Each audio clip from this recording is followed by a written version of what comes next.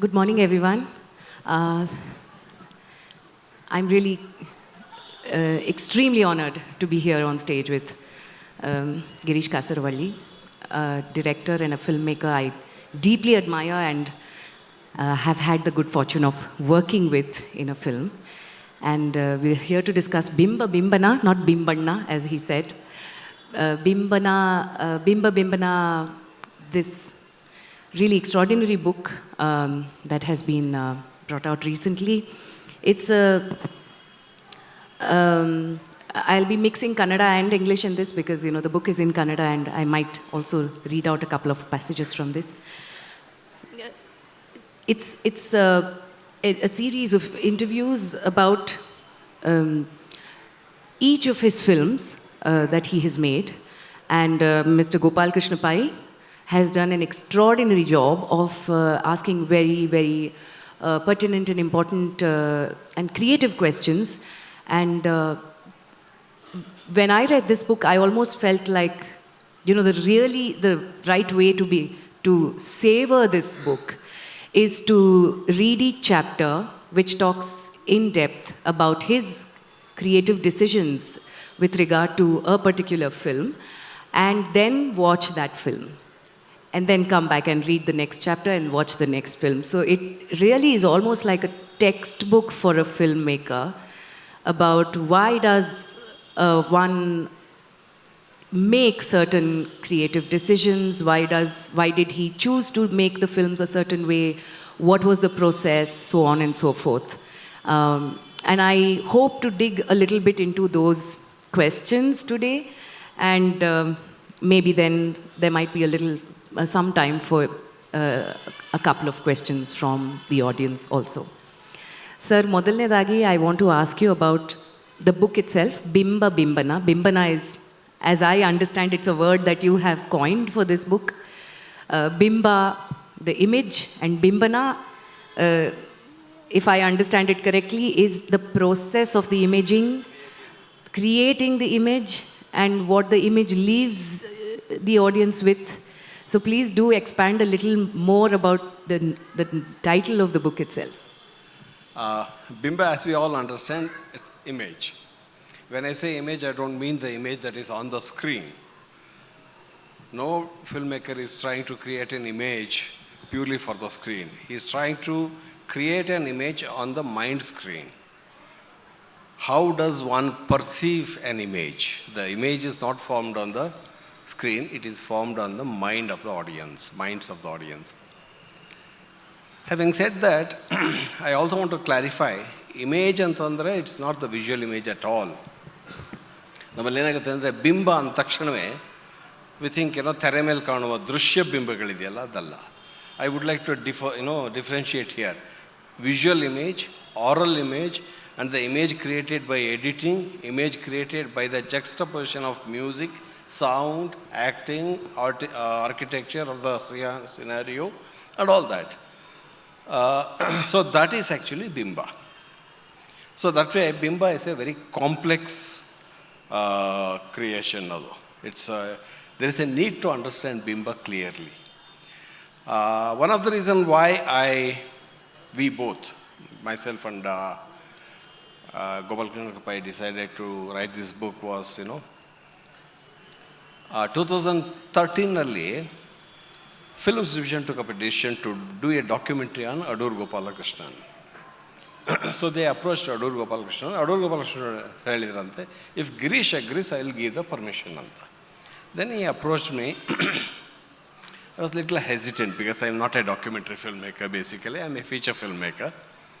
I told the point to Adoor, and Adoor said, you do your own kind of film, that is enough. That's when I decided to make a documentary on Adoor, deciphering his images. And I tagged on Gopal Krishna Pai, I took him along.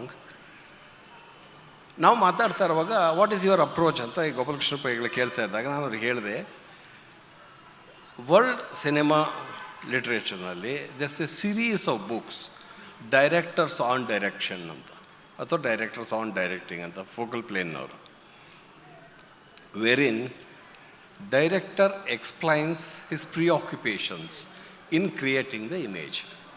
Why is he trying to take that particular lens, that particular angle, that particular actor, that particular plot line?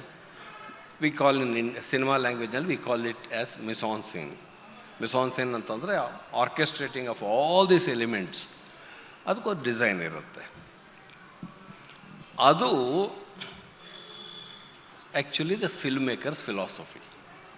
Understanding the mise-en-scène ಇದೆಯಲ್ಲ, that leads you to understand the philosophy of the filmmaker. Unfortunately, ಇಂಡಿಯಾದಲ್ಲಿ cinema ನೋಡಿದ ತಕ್ಷಣ the first thing we ask, what is it about? ಏನು film ಹೇಗಿತ್ತಪ್ಪ ಕೇಳಿದ್ರೆ, then they narrate the story. Story is not cinema. Experience is the cinema. We tend to read cinema. No, cinema should be experienced and then try to understand. ಅದು by experience ಆದ then why write a book ಅಂತ ಕೇಳ್ಬೋದು. But ಒಬ್ಬ ಭಾಳ important critic ಏನು ಹೇಳ್ತಾನೆ ಅಂತಂದರೆ, ಥಿಯರಿಟಿಷಿಯನ್, sorry not critic, ಅದು ನನ್ನ ಬುಕ್ಕಲ್ಲೂ ನಾನು ಮೆನ್ಷನ್ ಮಾಡಿದ್ದೀನಿ, 20th ಸೆಂಚುರಿಲಿ ಬರೀ ಎಕ್ಸ್ಪೀರಿಯನ್ಸ್ ಆದ್ರೆ ಸಾಲದು, we need to understand how the experience was created ಅಂತ. ಯಾಕೆಂತಂದರೆ ಎಕ್ಸ್ಪೀರಿಯನ್ಸ್ ಬೇರೆ, especially visual art, especially in art like cinema, ಆ ಕ್ರಿಯೇಷನ್ ಆಫ್ ದ ಇಮೇಜ್ ಇದೆಯಲ್ಲ, ಅದಕ್ಕೊಂದು ಪಾಲಿಟಿಕ್ಸ್ ಇರುತ್ತೆ, ಇಮೇಜಿಗೆ ಇನ್ನೊಂದು ಪಾಲಿಟಿಕ್ಸ್ ಇರುತ್ತೆ. If you simply understand the image, the politics that we get could be quite contradictory to what the director's manipulation is. So he says, if you do not want to get manipulated by the filmmakers, then we need to understand the politics of the imaging. So ಬಿಂಬ ಅಂತಂದರೆ image, ಬಿಂಬನ ಅಂತಂದರೆ politics of imaging. So for me, understanding cinema ಅಂದ ತಕ್ಷಣ that is more important than the plot itself. ಇವತ್ತು you see a series of very good intention cinema coming out in Tamil cinema. But ಅದರ ಬಿಂಬ, I have no qualms at all, no quarrel at all. Then if you go beyond the surface, if you start deciphering the image, then it's very problematic for me.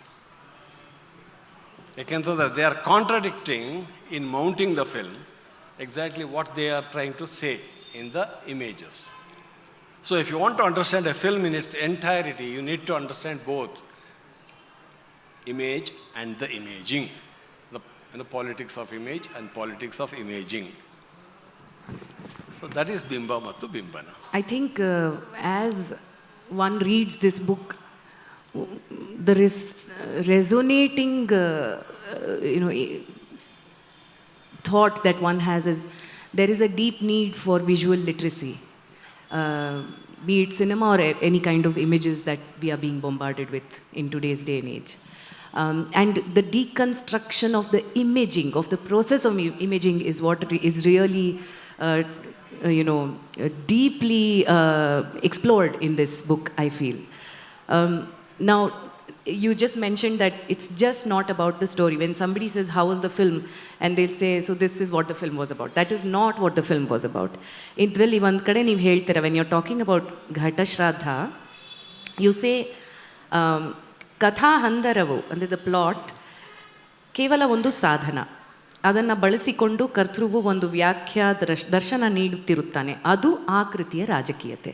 So the politics of the film maker is shown in that ಅಂತ. So I just want to extend this a little bit and ask you to speak about it and also ask you about ಒಂದು, ನೀವು ಹೆಚ್ಚಾಗಿ ಎಲ್ಲ ಚಿತ್ರಗಳು literary ವರ್ಕ್ಸ್ನ ತೊಗೊಂಡು ಮಾಡಿರುವಂಥ ಚಿತ್ರಗಳು, ಒಂದು ಕಥೆಯನ್ನು ಓದಿದಾಗ, ಒಂದು ನಾವೆಲನ್ನು ಓದಿದಾಗ ಅದರ ಪ್ಲಾಟ್ ಖಂಡಿತ ಇರುತ್ತಲ್ಲಿ, ಬಟ್ ಅದರಲ್ಲಿ ಏನನ್ನು ನೀವು ಕಂಡು to translate it on to the screen, what is it that you look for or find? ನಾನೊಂದು ಕಥೆನ ಆರಿಸ್ಕೊಂಡಾಗ I take 3 things into consideration. ಒಂದು, ಆ ಕಥೆ ಹೌ ಇಟ್ ರೆಸೊನೇಟ್ಸ್ ಟುಡೇಸ್ ನಮ್ಮೆಲ್ಲ ಡೈಲಾಮಗಳಿರುತ್ತಲ್ಲ, ಅದನ್ನು ಹೇಗೆ ಹೇಳ್ತಾ ಇದೆ ಅಂತ. 30ಸಲ್ಲಿ ಮಾಡಿರ್ಬೋದು, 40ಸಲ್ಲಿ ಮಾಡಿರ್ಬೋದು. It doesn't transcend the time. Then I am not interested in that story. ಎಷ್ಟೇ ಮಹತ್ವದ ಕೃತಿ ಆದರೂ ನಾನು ಅದನ್ನು ತಗೊಳ್ಳಲ್ಲ. ಎರಡನೇದೇನು ಅಂತಂದರೆ, ಸಿನಿಮಾದಲ್ಲೂ I expect that kind of ಇದು ಹೋಗುತ್ತೋ, ಅದು should transcend the time.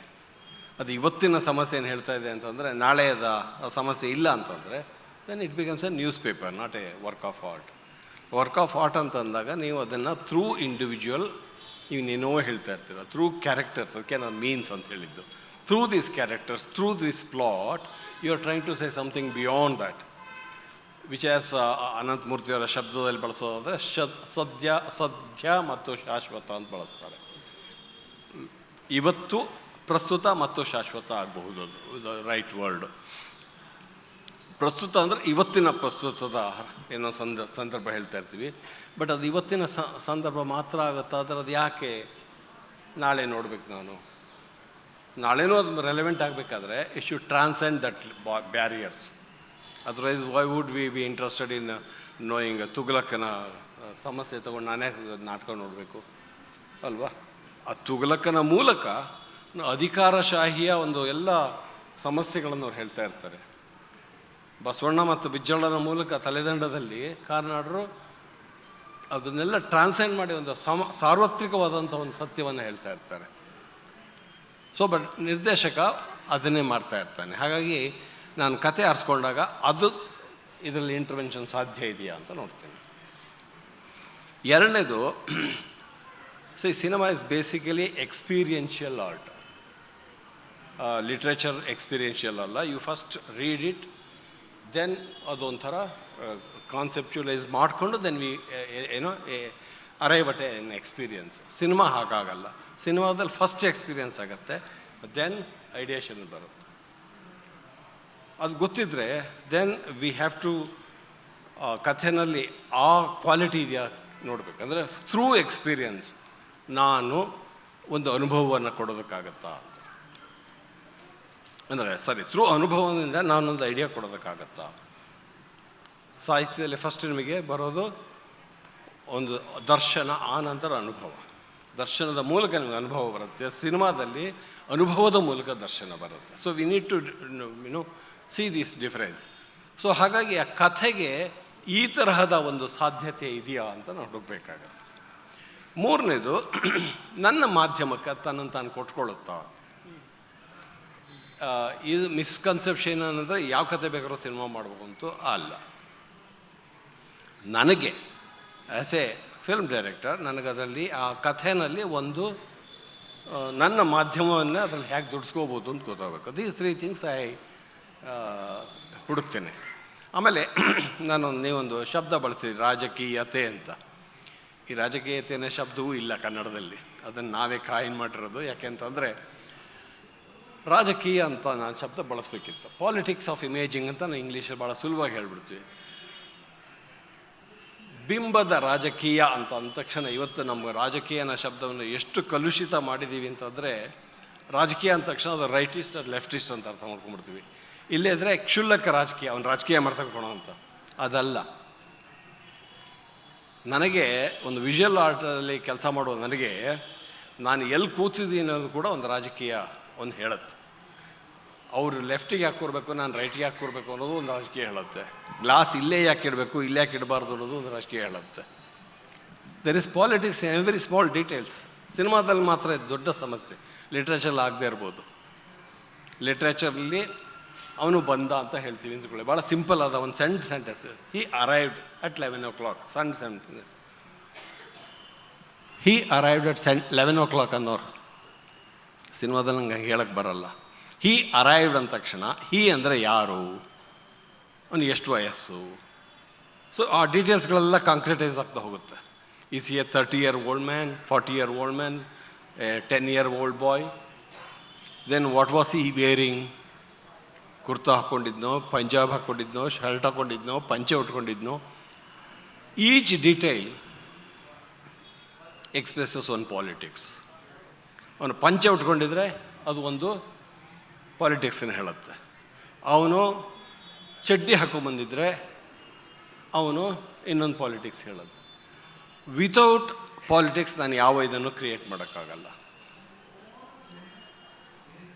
C ನಾನು ಒಂದು ವಿಷುವಲ್ ಆರ್ಟಲ್ಲಿ ಕೆಲಸ ಮಾಡುವುದು ನನಗೆ ಇದು ಭಾಳ ದೊಡ್ಡ ಚಾಲೆಂಜ್. ಹೇಗೆ ನಾನು ಹೇಳಬೇಕಾಗಿರೋದೆಲ್ಲವೂ ಈ ಡೀಟೇಲ್ಗಳು ಹೇಳ್ತಾ ಹೋಗ್ತದೆ. ಹಾಗಾಗಿ detailing is very important to me. ಅದಕ್ಕೆ ನಾನು ಹೇಳಿದ್ದು ರಾಜಕೀಯತೆ ಅಂತ ಬಳಸೋಣ. ರಾಜಕೀಯ ಅಂತಂದರೆ ಈ ರಾಜಕೀಯ ಅಲ್ಲ, ಈ ರಾಜಕೀಯತೆ ಇಲ್ಲಿ ಏನು ಬರುತ್ತೆ ಅಂತಂದರೆ ಜೆಂಡರ್ ಪಾಲಿಟಿಕ್ಸ್ ಆಗಿರ್ಬೋದು ಅಲ್ವಾ, ರೂರಲ್ ಅರ್ಬನ್ ಡಿವೈಡನ್ನು ಹೇಳ್ತಿರ್ಬೋದು, ಟ್ರೆಡಿಷನ್ ಮಾಡರ್ನ್ ಇದು ಹೇಳ್ತಾ ಇರುತ್ತೆ ಅವೆಲ್ಲವೂ. ಅವನು ಬಂದ ಅಂತಂದರೆ ಇದು ಯಾವುದೂ ಹೇಳೋದಿಲ್ಲ, ಆ ಸೆಂಟೆನ್ಸ್ ಇದು ಯಾವುದೂ ಹೇಳೋದಿಲ್ಲ. It's A neutral sentence. ಸಿನಿಮಾದಲ್ಲಿ ಒಂದು ಇಮೇಜು ನ್ಯೂಟ್ರಲ್ ಆಗಿರೋಕ್ಕೆ ಸಾಧ್ಯವಿಲ್ಲ, ಯಾವುದೇ ಇಮೇಜು ನ್ಯೂಟ್ರಲ್ ಆಗಿರೋಕ್ಕೆ ಸಾಧ್ಯ ಇಲ್ಲ, ಅಪೊಲಿಟಿಕಲ್ ಆಗೋದಿಲ್ಲ. ಹಾಗಾಗಿ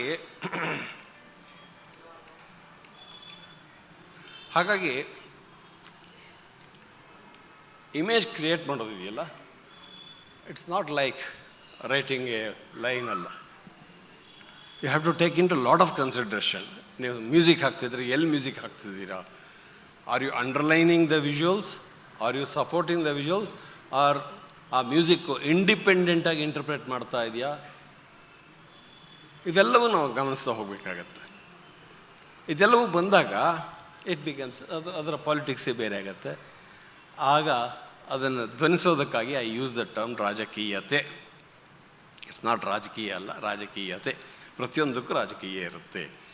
ಇದ್ರ ಬಗ್ಗೆ ಬಹಳ ದೊಡ್ಡ ಚರ್ಚೆಗಳು ಹಿಸ್ಟ್ರಿ ಆಫ್ ಸಿನಿಮಾದಲ್ಲಿ ನಡೆದೋಗ್ಬಿಟ್ಟಿವೆ. ಐಸನ್ಸ್ಟೈನ್ ಅನ್ನುವ ಒಬ್ಬ film director, Russian director, camera ಎಲ್ಲಿ ಪ್ಲೇಸ್ ಮಾಡ್ತೀಯಾ ಅನ್ನೋದ್ರ ಮೇಲೆ your statement is you have made a statement ಅಂತ. ನನ್ನ ಐ ಲೆವೆಲಿಗೆ ಕ್ಯಾಮ್ರಾ ಇಟ್ಟಿದ್ದೀರೋ, ನನಗಿಂತ ಸ್ವಲ್ಪ ಕೆಳಗಿಟ್ಟಿದ್ದೀರೋ, ಎರಡು ಇಮೇಜನ್ನೇ ತೋರಿಸುತ್ತೆ. ಹೌದು, ಆದರೆ ಎರಡು ಇಮೇಜಿನ ಪಾಲಿಟಿಕ್ಸೇ ಬೇರೆ. ನನ್ನ ಐ ಲೆವೆಲಿಗೆ ಇಟ್ಟರೆ, ನಾನು ಹೇಳದೇ ಇದ್ದರೂ ನೀವು ಅದನ್ನು ಒಂದು ಸಮಾನರಾಗೆ ನೋಡ್ತೀರ. ದ ಮೊಮೆಂಟ್ ಯು ಏನೋ ಒಂದು ಹೈ ಆ್ಯಂಗಲೋ ಲೋ ಆ್ಯಂಗಲೋ ಮಾಡಿದ ತಕ್ಷಣ ಆ್ಯಸ್ ಎ ವ್ಯೂವರ್ ನನಗೆ ಗೊತ್ತಿಲ್ಲದೇನೆ I am subjected to his interpretation.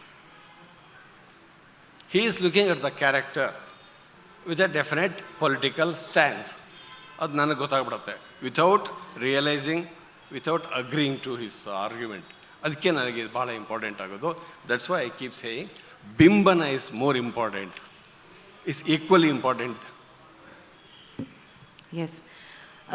ನೀವು you just said, about even how you place the camera, whether it's at a lower or a higher perspective, that becomes a political or an interpretation that you are subjected to of the person who is ಇದು ಅಂತ. So I want to ನೀವು ಇದು ನಾಯಿ ನೆರಳು discuss ಮಾಡ್ಬೇಕಾದ್ರೆ ಹೇಳ್ತೀರಾ that ಭೈರಪ್ಪನವರ ಕಥೆಯಲ್ಲಿ ಇರೋದಕ್ಕಿಂತ ಸ್ವಲ್ಪ ವಿಭಿನ್ನವಾಗಿ ನೀವು ಸ್ಕ್ರೀನ್ ಪ್ಲೇಯನ್ನು ರಚಿಸ್ತಾ ಹೋಗ್ತೀರಾ ಅಂತ. ಆ್ಯಂಡ್ ಅಲ್ಲಿ ಒಂದು ಹೆಣ್ಮಗು ಬದಲು 3 ಹೆಣ್ಣು ಮಕ್ಕಳ, ಒಂದು 3 ಜನರೇಷನ್ಸ್ ಆಫ್ ವಿಮೆನ್, ಅವರ ಒಂದು ಸ್ಥಿತಿಗಳನ್ನು ಒಬ್ಸರ್ವ್ ಮಾಡ್ತಾ ಈ ಕಥೆ ಅದರ ಬಗ್ಗೆ ಆಗುತ್ತೆ ಅಂತ ನಾಯಿ ನೆರಳುನಲ್ಲಿ. And you also mention that when you show the screenplay to ಭೈರಪ್ಪನವ್ರಿಗೆ ತೋರಿಸಿದಾಗ he is very much okay with it, and then you show him the film when it's ready, and you offer that I have changed a lot of the story.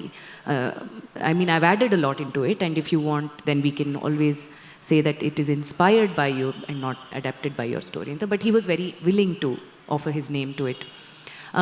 So what I want to ask you is, in the medium of cinema, where the voice emerges from, the voice of the film, is such a complicated because there is the cinematography, as you said, the where the camera is placed itself sometimes dictates the voice of the film.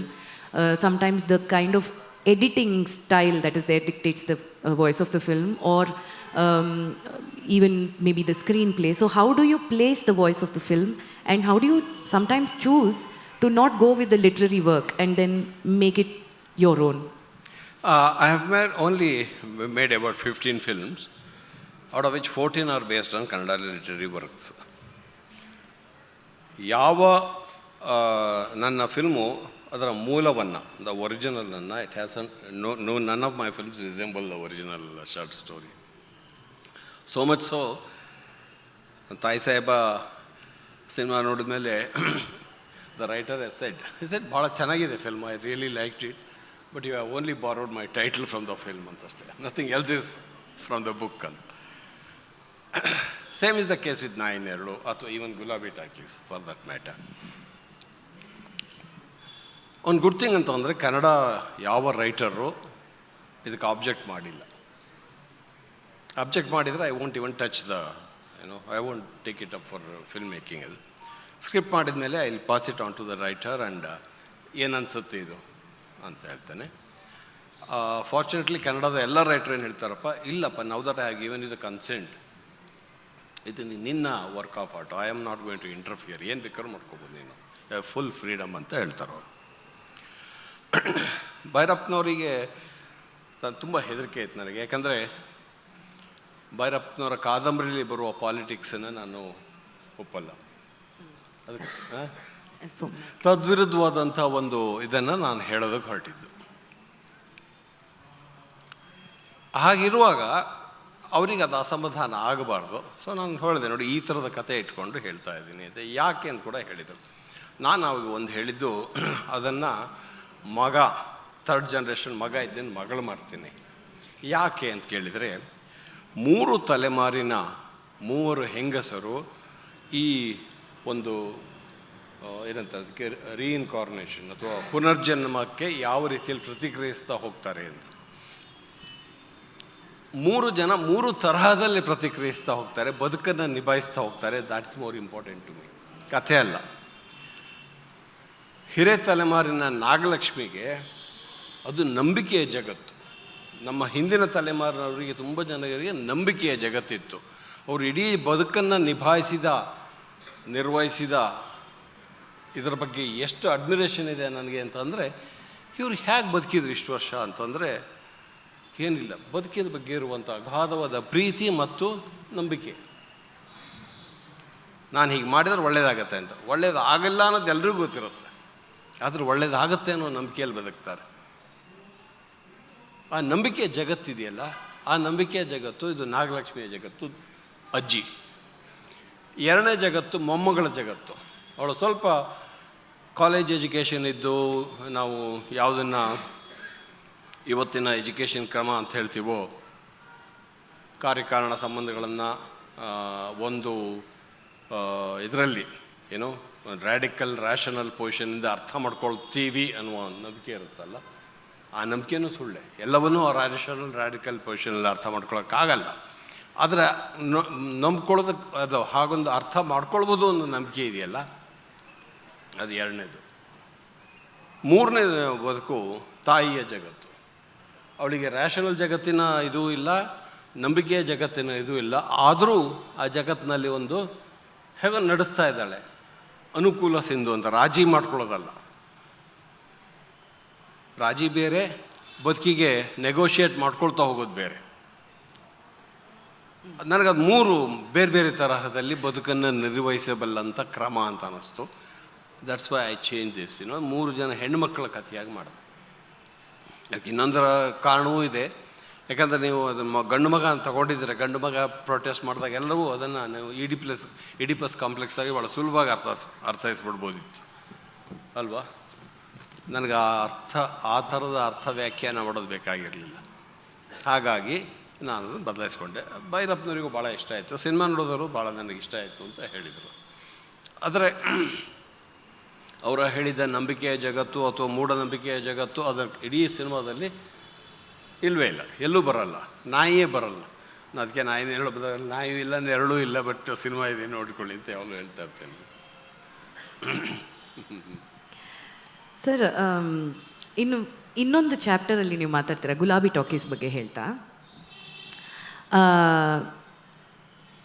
ಇದೊಂದು ಸ್ವಲ್ಪ ಓದ್ಬಿಟ್ಟು ಆಮೇಲೆ ಪ್ರಶ್ನೆಯನ್ನು ಕೇಳ್ತೀನಿ ನಾನು. ಅವ್ರು ಹೇಳ್ತಾರೆ, ರಾಮಚಂದ್ರ ಅಂದರೆ cinematographer Ramachandra ಮತ್ತು ನಾನು ಇಲ್ಲಿ ಕಟ್ಟುವ ಕ್ರಮದಲ್ಲಿ ಸ್ವಲ್ಪ ಅರೆಕೊರೆಗಳಿರುವ ಅನ್ಫಿನಿಶ್ಡ್ ಭಾವನೆ ಬರುವಂತಹ ವಿನ್ಯಾಸವನ್ನು ಬಳಸಿದ್ದೇವೆ. ಈ ಅರೆಕೊರೆ ಇರುವ ವಿನ್ಯಾಸದಿಂದಾಗಿ ಐಬಿಲ್ಲದ ಶುದ್ಧಾಂಗ ಸ್ವರೂಪಕ್ಕಾಗಿ ನೋಡುಗ ಹಪಹಪಿಸು ತೊಡಗುವಂತಾಗುತ್ತದೆ. ನೋಡುಗರು ಹಾಗೆ ಹಪಹಪಿಸುವಂತಾದರೆ ನಮ್ಮ ವಿನ್ಯಾಸ ಸಾರ್ಥಕ ಎಂದೇ ಭಾವಿಸುತ್ತೇನೆ. ಮೆಕ್ಸಿಕೋ ದೇಶದ ತೃತೀಯ ಚಿತ್ರ ಚಳವಳಿಯನ್ನು ನೇತಾರ ಜೂಲಿಯೋ ಗಾರ್ಸಿಯಾ ಎಸ್ಪಿನೋಸಾ ಹೇಳಿದ ಅಪರಿಪೂರ್ಣ ಚಿತ್ರ ಚಳವಳಿಯ ಹಿಂದಿರುವ ರಾಜಕೀಯವೂ ಇದೆ. ಹಾಲಿವುಡ್ ಚಿತ್ರರಂಗ ತನ್ನ ಚಿತ್ರಗಳನ್ನು ಪರಿಪೂರ್ಣ ಎಂದೇ ಬಿಂಬಿಸುತ್ತಾ 1ನೇ ಸಿನಿಮಾ ಸ್ಥಾನ ಆಕ್ರಮಿಸಿಕೊಂಡರೆ, ಯುರೋಪ್ ದೇಶದ ಕಲಾತ್ಮಕ ಚಿತ್ರಗಳು ದ್ವಿತೀಯ ಸಿನಿಮಾ ಸ್ಥಾನ ಪಡೆದಿವೆ. ಇವೆರಡರ ಬಿಂಬನ ಕ್ರಮವನ್ನು ಧಿಕ್ಕರಿಸುವ ತೃತೀಯ ಚಿತ್ರ ಚಳವಳಿಯ ತೃತೀಯ ಜಗತ್ತಿನ ಚಳವಳಿಯಾಗಬೇಕಿದೆ ಎನ್ನುವ ಲ್ಯಾಟಿನ್ ಅಮೆರಿಕಾ, ಆಫ್ರಿಕಾ, ಏಷ್ಯಾ ದೇಶದ ಕೆಲ ಚಿತ್ರ ನಿರ್ದೇಶಕರು ಆರಿಸಿದ ವಿನ್ಯಾಸ ಕ್ರಮ ಇದು ಅಂತ ನೀವು ಈ ಗುಲಾಬಿ ಟಾಕೀಸನ್ನು ಸ್ಪೆಸಿಫಿಕ್ಕಾಗಿ ಅದ್ರ ಬಗ್ಗೆ ಮಾತಾಡ್ತಾ ಹೇಳ್ತೀರಾ. ಹಾಗಾಗಿ ಬಹಳ ಒಂದು ವಿಸ್ತಾರವಾದ ಪ್ರಶ್ನೆ. ಬಟ್ ಐ ಥಿಂಕ್ ಭಾರತದ ಪ್ಯಾರಲಲ್ ಸಿನಿಮಾ ಈ ಮೂವ್ಮೆಂಟ್ ಜೊತೆ ಸೇರಿಕೊಂಡಾಗ, ಈ ಥರ್ಡ್ ವರ್ಲ್ಡ್ ಸಿನಿಮಾ ಮೂವ್ಮೆಂಟ್ ಜೊತೆ ಸೇರಿಕೊಂಡಾಗ ಯಾವ ಎಸ್ಥೆಟಿಕನ್ನು ನಮ್ಮ ಕಡೆಯಿಂದ ಅದು ಆ ಒಂದು ಚಿತ್ರ ಇದಕ್ಕೆ ಕೊಟ್ಟಿದ್ದೀವಿ ಅಂತ ನಿಮಗೆ ಅನಿಸುತ್ತೆ? ನಮ್ಮ ಮುಖ್ಯವಾಹಿನಿಯ ಸಿನಿಮಾ, ಮೇನ್ ಸ್ಟ್ರೀಮ್ ಸಿನಿಮಾ ಅಂತೀವಲ್ಲ, ಅವರ ನೇರವಾದ ಪ್ರೇರೇಪಣೆ ಇರೋದು ಹಾಲಿವುಡ್ ಚಿತ್ರ. ಪರಿಪೂರ್ಣತೆಗಾಗಿ ಅವ್ರು ಹಂಬಲಿಸ್ತಾ ಹೋಗ್ತಾರೆ.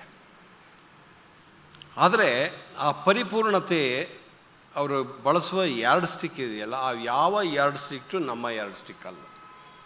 ಅವೆಲ್ಲವೂ ಅಲ್ಲಿನ ವಾಸ್ತವದಿಂದ ಹುಟ್ಟಿದಂಥ ಯಾರ್ಡ್ ಸ್ಟಿಕ್.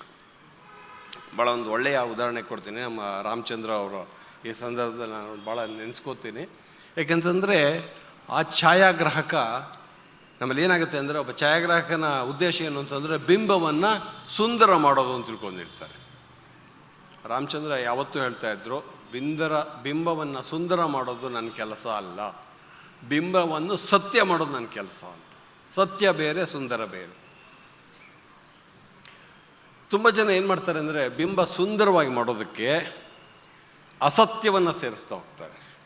ಒಂದು ಚಿಕ್ಕ ಉದಾಹರಣೆ ಕೇಳ್ತೀನಿ, ಸ್ವಲ್ಪ ಟೆಕ್ನಿಕಲ್ ಅನಿಸ್ಬೋದು, ಬಟ್ ಅದರಲ್ಲಿ ಭಾಳ ದೊಡ್ಡ ಫಿಲಾಸಫಿ ಇದೆ, ಅರ್ಥ ಮಾಡ್ಕೋಬೇಕು. ಎಸ್ಥೆಟಿಕಲ್ ಡಿಸಿಷನ್ ಅದು, ಎಸ್ಥೆಟಿಕ್ ಡಿಸಿಷನ್ನು. ನಮ್ಮ ಲೈಟಿಂಗ್ ಏನಿದೆ,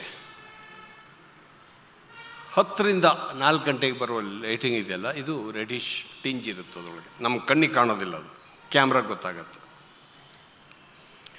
ಆದರೆ ಯುರೋಪ್ ಬಳಸುವ ಯುರೋಪಿನ ಲೈಟಿಂಗಲ್ಲಿ ಬ್ಲೂಯಿಶ್ ಇರುತ್ತೆ, ಅವ್ರದ್ದು ಫುಲ್ ಡೇ ಬ್ಲೂಯಿಶ್ ಇರುತ್ತೆ. ಹಾಗಾಗಿ ಅವರ ಬಿಂಬಗಳು ಸುಂದರ ಅನಿಸುತ್ತೆ, ನಮ್ಮ ಬಿಂಬ ಹಾರ್ಷ್ ಅನಿಸುತ್ತೆ. ಅದಕ್ಕೆ ಭಾರತದ ತುಂಬ ಜನ ನಿರ್ದೇಶಕರು ಏನು ಮಾಡ್ತಾರೆ ಅಂತಂದರೆ, ಔಟ್ಡೋರ್ ಶೂಟಿಂಗ್ನೆಲ್ಲ ಬೆಳಗ್ಗೆ 6ರಿಂದ 10ರವರೆಗೂ, ನಂತರ 4ರಿಂದ 6ರವರೆಗೂ ಶೂಟ್ ಮಾಡಿ ಮತ್ತು ಉಳಿದದ್ದನ್ನು ಇಂಟೀರಿಯರ್ ಮಾಡ್ತಾ ಇರ್ತಾರೆ.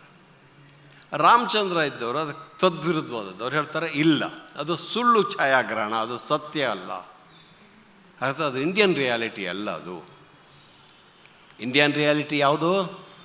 10 ಗಂಟೆಯಿಂದ 4 ಗಂಟೆವರೆಗೂ ಇರುತ್ತಲ್ಲ, ಆ ಲೈಟಲ್ಲಿರುವ ರೆಡಿಶ್ ಇದೆ, ಅದು ಇಂಡಿಯನ್ ರಿಯಾಲಿಟಿ. ನಮ್ಮ ಸ್ಕಿನ್ನಿಗೆ ಅದು ಸೂಟ್ ಆಗಲ್ಲ, ನಿಜ.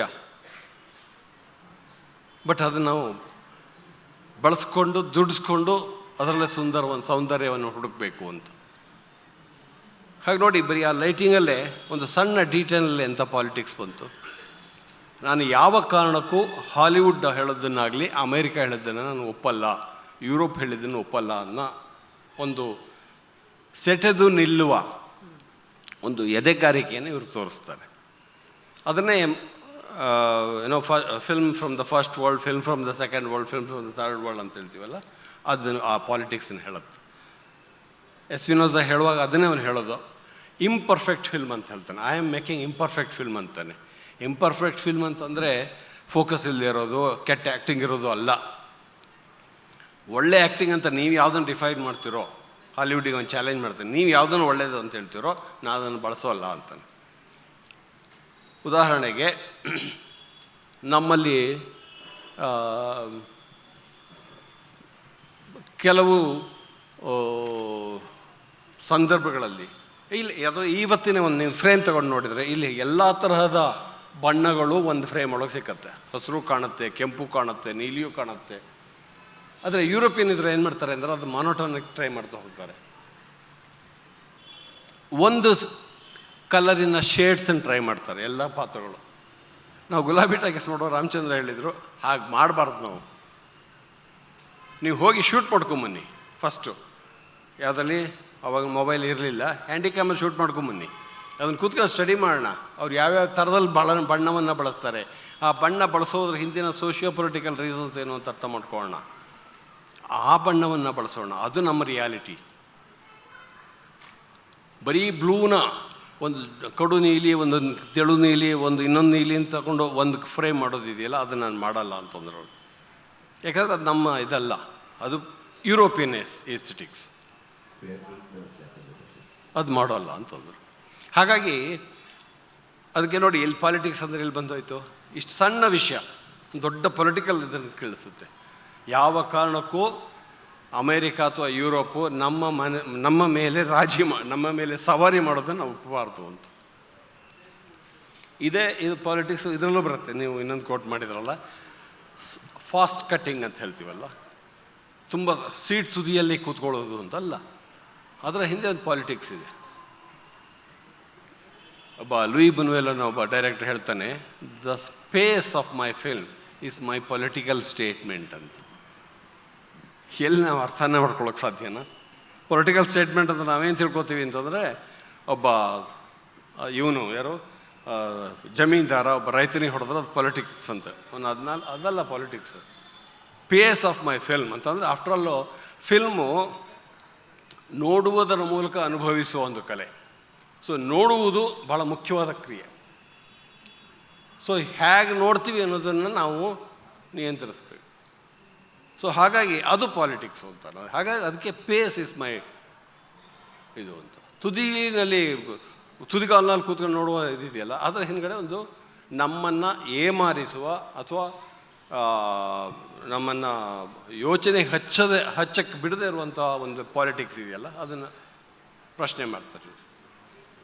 ಅದಕ್ಕೆ ಇವತ್ತಿನ ಫಿಲ್ಮ್ ಅಪ್ರಿಸಿಯೇಷನ್ಲಿ ಎಷ್ಟರ ಮಟ್ಟಿಗೆ ನಾವು ಮ್ಯಾನಿಪ್ಯುಲೇಷನ್ ಅನ್ನೋದನ್ನು ಭಾಳ ದೊಡ್ಡದಾಗಿ ತಗೋತೀವಿ. ಮ್ಯಾನಿಪ್ಯುಲೇಟ್ ಮಾಡಬಾರ್ದು ಆಡಿಯನ್ಸನ್ನು ಅಂತ ನಾವು. ಗಿವ್ ದೆಮ್ ಒಂದು ಆಟೋನಮಿ ಅಂತ ಹೇಳ್ತಾನೆ ಆಡಿಯನ್ಸಿಗೆ. ನೀವು ಮ್ಯಾನಿಪ್ಯುಲೇಟ್ ಮಾಡಬಾರ್ದು ಅವ್ರನ್ನ ಅಂತ. ಹಾಗಾಗಿ ನಮ್ಮ ಇಡೀ ಸಿನಿಮಾ ಹಿಸ್ಟ್ರಿ ತೊಗೊಂಡ್ರೆ, ಫಾಸ್ಟ್ ಕಟ್ಟಿಂಗಿಂದ ಇವತ್ತು ಸ್ಲೋ ಸಿನಿಮಾ ಮೂಮೆಂಟಿಗೆ ಬಂದಿದ್ದೀವಲ್ಲ, ಸ್ಲೋ ಸಿನಿಮಾ ಇವತ್ತಿನ ಜಗತ್ತಿನಲ್ಲಿ ನಡೀತಿರೋ ದೊಡ್ಡ ಚಳವಳಿ ಯಾವುದು ಅಂದರೆ ಸ್ಲೋ ಸಿನಿಮಾ ಮೂಮೆಂಟು. ಆ ಸ್ಲೋ ಸಿನಿಮಾ ಮೂಮೆಂಟ್ ಹಿಂದಿರುವ ಪಾಲಿಟಿಕ್ಸ್ ಏನು ಅಂತಂದರೆ, ನೀನು ಮಧ್ಯ ಅದಕ್ಕೆ ನಟರಿಗೂ ಅಥವಾ ಕಥಾನಕಕ್ಕೂ ಪ್ರೇಕ್ಷಕರಿಗೂ ಮಧ್ಯೆ ನೀನು ಇದು ಮಾಡಬೇಡ ಅಂತ, ಮ್ಯಾನಿಪ್ಯುಲೇಟ್ ಮಾಡ್ತಾ ಹೋಗಬಾರ್ದು, ಅವನು ಹಾಗೆ ನೋಡೋದಕ್ಕೆ ಬಿಡು.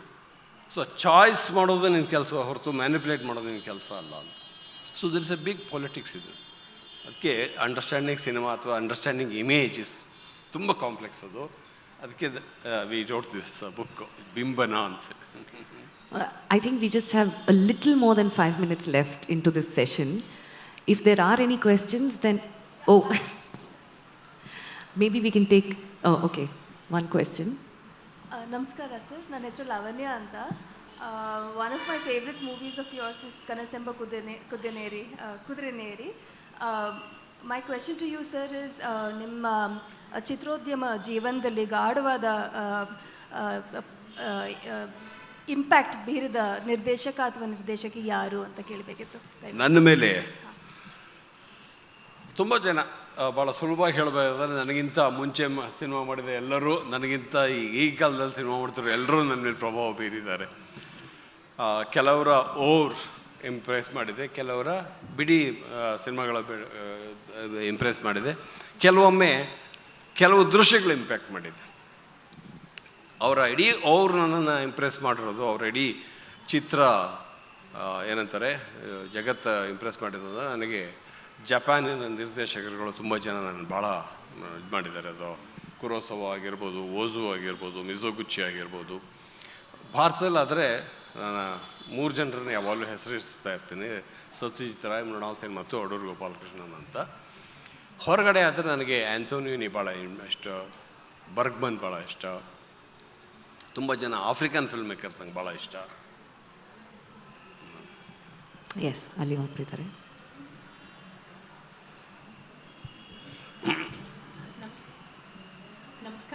ನಮಸ್ಕಾರ ಮ್ಯಾಮ್. ಸರ್, ನನ್ನ ಪ್ರಶ್ನೆ, ಸಿನಿಮಾದಲ್ಲಿ ಬಿಂಬವನ್ನು ಉಪಯೋಗಿಸುವಾಗ ನಿಮ್ಮ ಪ್ರಕಾರ ಸೌಂದರ್ಯ ಮತ್ತು ಸತ್ಯವನ್ನು ಉಪಯೋಗಿಸಿರುವ ನಿಮ್ಮ ಇಷ್ಟವಾದ ಚಿತ್ರ ಯಾವುದು? ಎರಡನ್ನೂ ಉಪಯೋಗಿಸಿರುವಂಥದ್ದು ಬಿಂಬದಲ್ಲಿ. ಹಾಗೆ ಬಿಂಬನಗಳನ್ನು ಓದ್ಕೊಳ್ಳುವಾಗ ಅಥವಾ ಯಾವುದೇ ಒಂದು ಪ್ರೇಕ್ಷಕ ನೋಡುವಾಗ ನೀವು ಇಷ್ಟಪಟ್ಟಿರೋ ಒಂದು ಸಿನಿಮಾದಲ್ಲಿ ಎಷ್ಟು ಬಿಂಬನಗಳನ್ನು ಅರ್ಥೈಸ್ಕೋಬಹುದು? Thank you. ಬಿಂಬ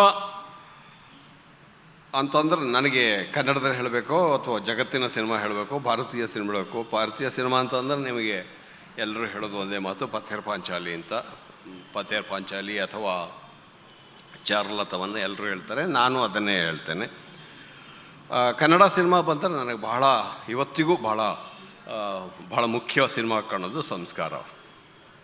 ಪಟ್ಟಾಭಿರಾಮ ರೆಡ್ಡಿಯವರ ನಿರ್ದೇಶನದ ಸಂಸ್ಕಾರ. ಅದರಲ್ಲಿ ತುಂಬ ಓರೆಕೋರೆಗಳಿದೆ. ಅದೊಂದು ಪರ್ಫೆಕ್ಟ್ ಫಿಲ್ಮ್ ಅಲ್ಲ, ಆದರೆ ಆ ಇಂಪರ್ಫೆಕ್ಷನಲ್ಲೇ ನನಗೆ ತುಂಬ ಖುಷಿ ಕೊಡ್ತಾ ಇರೋದು. ಬಿಂಬನ ಇವತ್ತು ನನಗೆ ಸುಮಾರು ಸಿನಿಮಾಗಳಲ್ಲಿ ಅವ್ರು ಹೇಳ್ತಿರೋದನ್ನು ಒಪ್ತೇನೆ, ಆದರೆ ಹೇಳ್ತಿರೋ ಕ್ರಮದ ಬಗ್ಗೆ ನನಗೆ ಒಪ್ಪಿಗೆ ಇಲ್ಲ. ಎಲ್ಲ ನೀವು ಯಾವುದನ್ನು ಜನಪ್ರಿಯ ಚಿತ್ರಗಳು ಅಂತೀರೋ ಆ ಎಲ್ಲ ಜನಪ್ರಿಯ ಚಿತ್ರಗಳಲ್ಲೂ ನಮ್ಗೆ ಆ ಸಮಸ್ಯೆ ಕಂಡು ಬರುತ್ತೆ. ಸರ್ ಇಲ್ಲಿ ಸರ್ ನಮಸ್ಕಾರ ಮೇಡಮ್. ನಾನು this is the last question. ನಾನು ಇಬ್ರಾಹಿಂ ನಿಡಗುಂದಿ ಅಂಥೇಳಿ. ಈಗ ಕಿರುತೆರೆ ಮತ್ತು ಈ ಹಿರಿತೆರೆಗಳೇನು ಕೆಲಸಗಳು ಮಾಡ್ತಿದ್ದಾವಲ್ವ, ಅವೆಲ್ಲ ಸತ್ಯವನ್ನು ಮರೆಮಾಚಿ ಒಂದು ಹೆಲುಜಿನೇಷನ್ ವರ್ಲ್ಡನ್ನು ಯೂತ್ಸ್ಗೆ ಪ್ರೆಸೆಂಟ್ ಮಾಡೋ ಕೆಲಸ. ಅಂದರೆ it is just for the entertainment ಅನ್ನೋ ರೀತಿಯಲ್ಲಿ. ಹಾಗಾಗಿ ತಮ್ಮ ಹಾಗೆ ಸತ್ಯ ಮತ್ತು ಸತ್ಯವನ್ನು ಮರೆಮಾಚೋ ಮತ್ತು ತೀರ ವ್ಯಾಪಾರೀಕರಣದ ಒಂದು ಗತಿ ಇದೆಯಲ್ಲ, ಗತಿ ಇದು ಇದೆಯಲ್ಲ, ಇದನ್ನು ಯುವಕರು, ಈಗಿನ ಯುವಜನತೆ ಸತ್ಯವನ್ನು ಇದರಲ್ಲಿ ಪರಿಶೋಧಿಸೋದು ಹೇಗೆ ಅಂತ ನನ್ನ ಪ್ರಶ್ನೆ. ನಾನು ಇನ್ನೊಬ್ಬರ ಬಗ್ಗೆ ಮಾತಾಡೋದಿಲ್ಲ, ನಾನು ಅದನ್ನು ಮಾಡೋಲ್ಲ ಅಷ್ಟೇ. ಇನ್ನೊಬ್ರು ಮಾಡ್ತೀನಿ ಅಂತಂದ್ರೆ ನಾನು ಅದನ್ನು ತಡೆಯೋಕ್ಕೇನು ಆಗೋದಿಲ್ಲ. ಅದು ನಾನು ಏನು ಹೇಳ್ತೀನಿ ಅಂತಂದ್ರೆ ಉಳಿದವರಿಗೆ ಇದ್ರ ಬಗ್ಗೆ ಎಚ್ಚರದಿಂದಿರಿ, ಅವರು ನಿಮ್ಮನ್ನು ಮ್ಯಾನಿಪ್ಯುಲೇಟ್ ಮಾಡ್ತಾ ಇದ್ದಾರೆ, ಹಾಗಾಗಿ ಅದು ಮಾಡಬೇಡಿ ಅಂತ. ಈಗ ಸಾಹಿತ್ಯವನ್ನು ನೂರಾರು ಕಾರಣಗಳಿಗೆ ಬಳಸ್ತಾರೆ. ನಾವೇನು ಯಾವುದು ಸಾಹಿತಿಗಳು ಅದನ್ನು ತಡೆಯೋಕ್ಕಾಗತ್ತಾ? ಆಗೋಲ್ಲ. ಇವತ್ತಂತೂ ಸಾಹಿತ್ಯ ಮತ್ತು ನಮ್ಮ ವಿಜುವಲ್ ಆರ್ಟ್ಸು ನೀವು ಸೋಷಿಯಲ್ ಮೀಡಿಯಾದಲ್ಲಿ ತೊಗೊಂಡ್ರೆ ಅದು ಅಪಬಳಕೆಯೇ ಜಾಸ್ತಿ ಆಗ್ತಾಯಿದೆ. ಅದನ್ನು ತಡೆಯೋಕ್ಕಾಗತ್ತಾ? ಆಗೋದಿಲ್ಲ. ನಾನು ಏನು ಮಾಡ್ಬೋದು ಅಂದ್ರೆ ನಾನು ಆ ಕೆಲಸ ಮಾಡಲ್ಲ ಅಂತಿದ್ದೆ. ಮತ್ತು ಯಾರ್ಯಾರು ನನ್ನ ಇವ್ರಿಗೆ ಬರ್ತಾರೋ, ಸಮೀಕ್ಷೆಗೆ ಬರ್ತಾರೋ, ನಾನು ಹೇಳ್ಬೋದು ಇದು ನೋಡಿ ಇದು ತಪ್ಪು ಅಂತ ಅಷ್ಟೇ. ಇಲ್ಲ ನಾ ಇದನ್ನೇ ನೋಡ್ತೀನಿ ಅಂದರೆ ನಾನು ಏನೂ ಮಾಡೋಕ್ಕಾಗಲ್ಲ. ಸೊ ಹಾಗಾಗಿ ಆ ಪ್ರಶ್ನೆ ನನಗೆ ಉತ್ತರ ಹೇಳೋಕ್ಕಾಗೋದಿಲ್ಲ. Sir, one last question. Okay,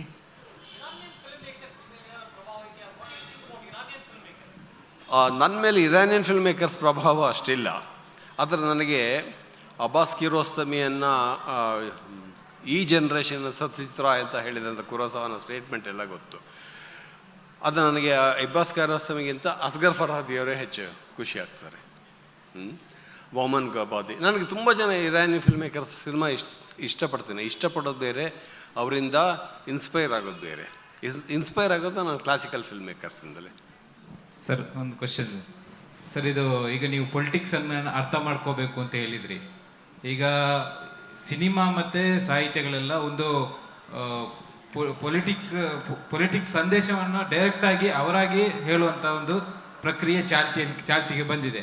ಅದು ವಿಶೇಷವಾಗಿ ದ್ವೇಷ ಆಡುವುದ ವಿಚಾರ ಇರ್ಬೋದು. ಆ್ಯಸ್ ಎ ಡೈರೆಕ್ಟರ್ ಇಂಥದ್ದನ್ನು ಜನರಲ್ಲಿ ಅವೇರ್ನೆಸ್ ಮೂಡಿಸುವಂಥಗ್ಗೆ ಏನು ಮಾಡಬೇಕು as a director film industry? Propaganda ಸಿನಿಮಾಗಳು ಜಾಸ್ತಿ ಆಗ್ತಾ ಇದೆ, ಅದಕ್ಕೋಸ್ಕರ ಕೇಳ್ತಾ ಇದೆ. ಅದನ್ನು ತಡೆಯೋದಕ್ಕೆ ಸಾಧ್ಯ ಆಗೋದೇ ಇಲ್ಲ. ಸಾಹಿತ್ಯಕ್ಕೂ ಸಾಧ್ಯ ಆಗಿಲ್ಲ, ಸಿನಿಮಾಕ್ಕೂ ಸಾಧ್ಯ ಆಗೋದಿಲ್ಲ. ನಾನು ಮಾಡಲ್ಲ ಅನ್ನೋದಷ್ಟೇ ನನಗೆ ಮುಖ್ಯ. ನಾನು ಇನ್ನೊಬ್ಬರ ಬಗ್ಗೆ ನಾನು ಹೇಳೋಕ್ಕಾಗೋದಿಲ್ಲ.